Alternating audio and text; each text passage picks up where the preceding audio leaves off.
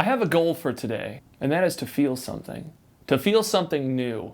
And that is exactly what we're gonna do, because Next Level Racing has sent over a brand new product, and it is called the HF8 Pro.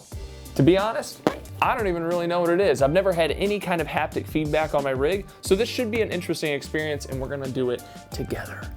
It appears that it can be used in a car or an airplane. Now, in case you didn't know, this is the successor to the HF8, which was released about a year or so ago. And since its previous version, you can expect a 400% increase in power, a 200% increase in torque, 60% faster motor speed.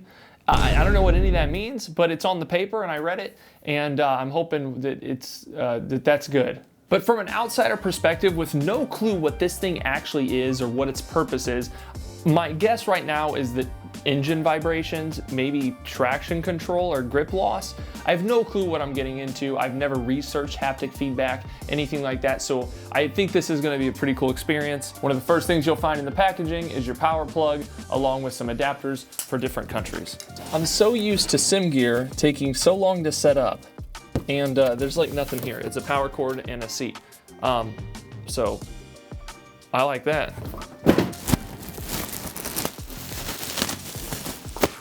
The seat is made with SimRig mesh, which I'm hoping just means that I won't sweat as much in it, because I am a sweaty boy behind the wheel. And if I do sweat, maybe it'll just soak it up and I'll have me a nice little sweat pad. This thing has 8 haptic motors in it, and it's still very light. There's like no weight to this at all. Here is your high definition close-up.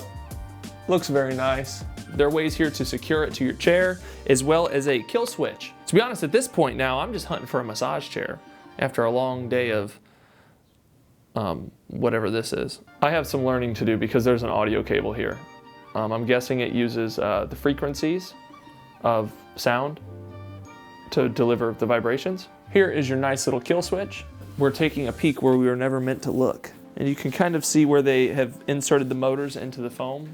Also, before I forget to mention, this comes at $249 USD, and just consider your conversions from there. Also, really quick, it says that this is compatible with Next Level Racing products, like their seats and their product line, but we're gonna do the naughty thing and test it real quick. What's comfy? I'm positive you could put it in any chair, but I'm betting it ergonomically fits better in the Next Level stuff. So just take that into consideration when making this purchase. Also, something to consider, we're talking 2 inches thick, which if you are a stickler for how you're positioned in your SIMRIG, it's likely that you might have to be adjusting your seat to account for this difference. I will test that out. It just goes over the top of your chair. On the Next Level rigs, it will just go under these wings. And once you get it under there, like that, you can slide it over here. There's no snaps, so I'm assuming you could undo these and run these through the backing in the chair, but it does fit nicely and snug around the outside of the chair, and then you literally just cinch it down. My cords are coming out on the room side, which I'm not a fan of. So the question is, can you run it out the other side and still get to the kill switch? It is in the nook of the chair over there, so you can still reach your kill switch if you want to tuck the cables under the chair. So what I've just learned is we have 2 options. We have USB mode, or we have sound capture mode. Sound capture mode, this will go into your sound device, and then this will be the pass-through for your headphones so you can still receive the sound. We're gonna go USB mode. We're not gonna mess with this other way, so we're gonna tie this cable back up. So yes, there is a reason they didn't include snap ins. They need to be able to fit into tight spaces. So while it is an inconvenience, I do understand it, and it does make a lot of sense now that I'm sitting here installing. So moving on. My rail is right here, seat is right here. This literally is such a small gap to slide this through. I'm sorry for the camera angle, it had to be done. All right, so I'm sitting here editing this video. It's been like a month since I filmed this. And I just wanna let you know I am a 33-year-old man, and I have taken that fart out of the edit 3 times now, but I'm making an executive decision to leave it in. Not sorry. If you're anything like me, you like a really clean setup, so just take your time and do this part right. That way your rig still looks nice by the time you're done with it. It's time to feel some vibrations. Oh no, I'm sitting so much higher. The adjustment to lower my seat will come at a later date. I don't feel like doing that right now. The haptic pad is very solid when it's strapped down completely. I could imagine that if you didn't have it stitched down, it would be moving with your brake pressure. As you can see, when I push on my load cell at full force, the pad's not moving at all. Me, Still using the lumbar pillow. So you're gonna head over to Next Level site, go to support, go to software downloads. From here, select Haptic Gaming Pad, and just go ahead and type in the serial number. They show you where to find it, and it will give you the download you need. So once you're in the software, you'll see there's two modes, audio mode, USB mode. We are connected USB, so that's where we're gonna stay. We can also do intensity. So let's click iRacing, because that's what I've been doing a lot of lately. Gear shift, brake, engine RPM, ground effects, suspension, traction loss, wheel lock. How could it give me all that? I'm very interested. So I guess that's it. Let's load up iRacing.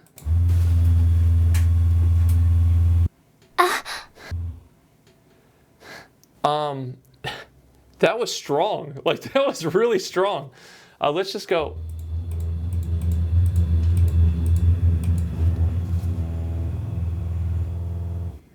I feel it in my skull. Okay, so here's what needs to happen. I need to put on my headphones. That way, when I feel the engine for the first time, I'm also hearing it for the first time, because I feel like that's really important.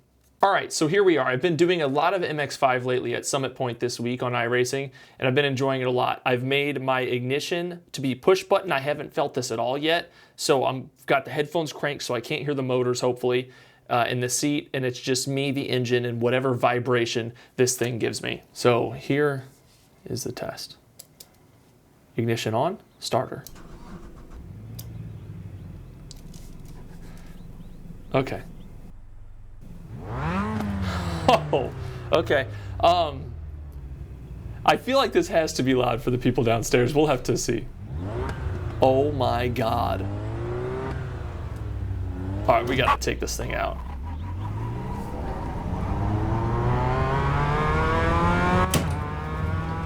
Oh, the gear shift. This is so interesting. It's like I'm receiving a massage while I'm racing. Wow. It makes me wonder how loud this has to be outside the rig. My God. I feel faster now than ever because there's a little bit more intensity happening in my room. Something that's very hard to describe to you over a video. Like, pair this up with motion. Oh, the curbs. I bet in VR this is like a gold standard, man. Like feeling like you're in the car. So, okay, when I held on the brake there, all the weight shifted to the front, and those front tires were locked, and I could feel like the skipping under the front motors in the seat. So I'm gonna clip my microphone to the seat, and just let you, we're gonna turn off the game sound. And here we go, no more game sound. So we're just gonna take a drive with just the sound of the motors, and I'll take the headphones off and everything.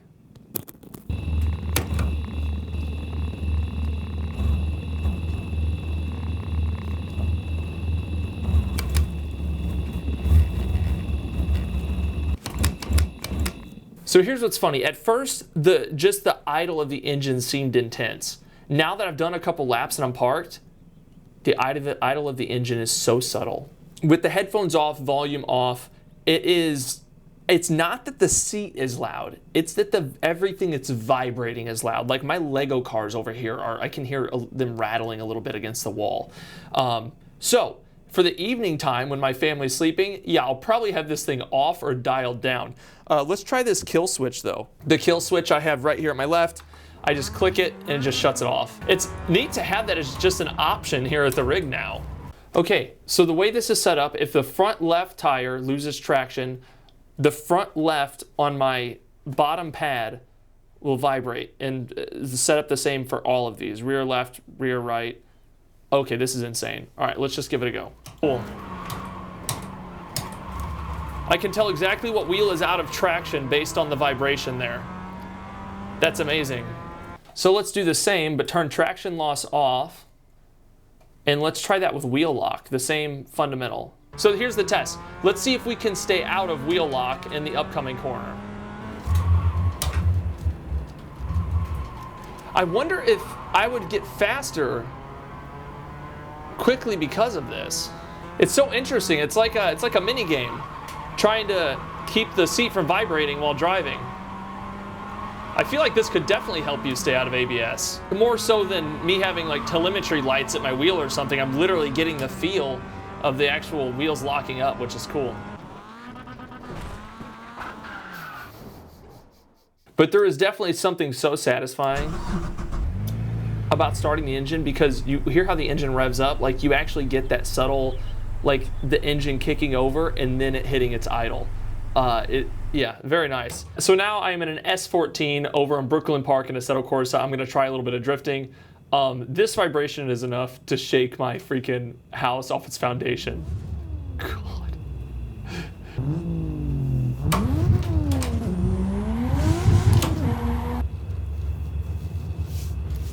Oh, we have to turn it down. We have to, it's too much.